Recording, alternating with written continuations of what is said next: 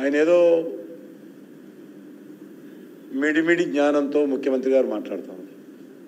ప్రతిసారి మాట్లాడితే ఆయన మోడీకి ఛాలెంజ్ చేస్తారు. ముందు వాళ్ళ నాయకుడే ఈరోజు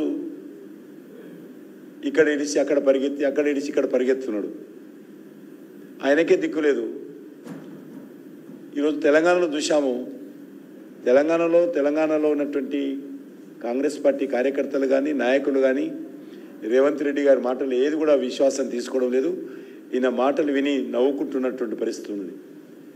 కాబట్టి ఎవరైనా సరే తమ స్థాయి ఏంటో ఆలోచించుకొని సవాళ్ళు విసిరితే బాగుంటుంది. కాబట్టి తప్పకుండా ఎవరు ఏంటి అనేది జూన్ 4న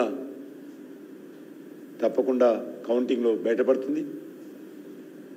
మరి డబ్బులు ఖర్చు పెట్టినంత మాత్రాన, భారతీయ జనతా పార్టీ మీద బురద జల్లినంత మాత్రాన, కేంద్ర ప్రభుత్వం మీద తప్పుడు వార్తలు ప్రచారం చేసినంత మాత్రాన, మీ ఊహించి మా ఎజెండా లేని అంశాలు కూడా మా మీద రుద్ది ఇది చేయబోతున్నారు అది చేయబోతున్నారని బీఆర్ఎస్ పార్టీ కాంగ్రెస్ పార్టీ మాట్లాడినంత మాత్రాన మనం పెద్ద నాయకులం కావని విషయాన్ని మరి ముఖ్యమంత్రి గారు గుర్తు చేసుకుంటే బాగుంటుంది.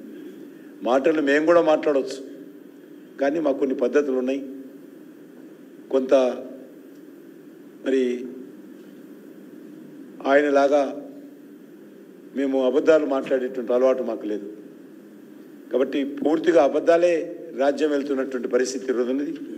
ఆయన ఒక దిక్కు ఇచ్చినటువంటి గ్యారెంటీలు అమలు చేయకుండా కొత్త పథకాలు అమలు చేయడము, మళ్ళీ దేవుడిని మధ్యలో తీసుకొచ్చి దేవుళ్ళ పేరు మీద ఒట్టు పెట్టడము, అది రేవంత్ రెడ్డి గారికే చెల్లింది.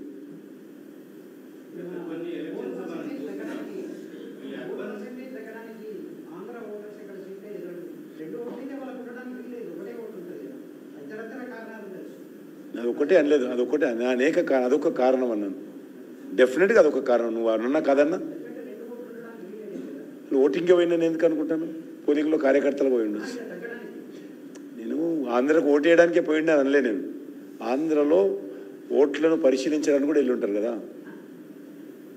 ఓటింగ్ సరళిని పరిశీలించడానికి, వాళ్ళ మద్దతుదారులకు పనిచేయడానికి కూడా వెళ్ళి ఉంటారు. ఓటింగ్ చేయడానికి వెళ్ళలేదు, నేను చెప్పలే అన్నమాట.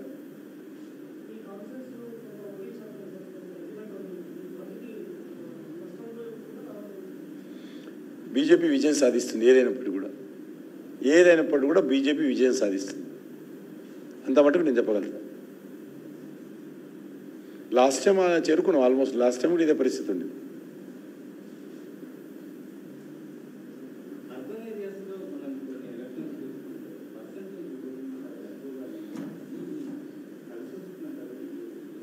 బీజేపీకి ఇంకో పార్టీగా నేను అనను. ముందు అర్బన్ ఏరియాలో ఈ యొక్క ఓటర్ లిస్ట్కి సంబంధించి ఇక్కడ ఉండేటువంటి రాష్ట్ర ప్రభుత్వ అధికారులు ఎక్కువ చేస్తారు. 90% పూర్తిగా దాన్ని సంస్కరించాల్సిన అవసరం ఉంది. నెంబర్ 1, ఆ ఓటర్ లిస్టు పూర్తి స్థాయిలో ప్రభుత్వం వెరిఫికేషన్ చేయాలి. మేము గత 3-4 ఎలక్షన్స్లో చనిపోయినటువంటి వాళ్ళ పేర్లు మేము ఇస్తూ ఉంటాము, కనీసం వాళ్ళు డిలీట్ చేసే పరిస్థితి లేదు. ఈరోజు చూస్తే ఒక జూబ్లీహిల్స్ కాన్స్టిట్యున్సీలో 1000 ఓట్లు తొలగించారు. వరుసగా ఒక కాలనీ తొలగించేశారు. అన్నిటి మీద డిలీట్ అని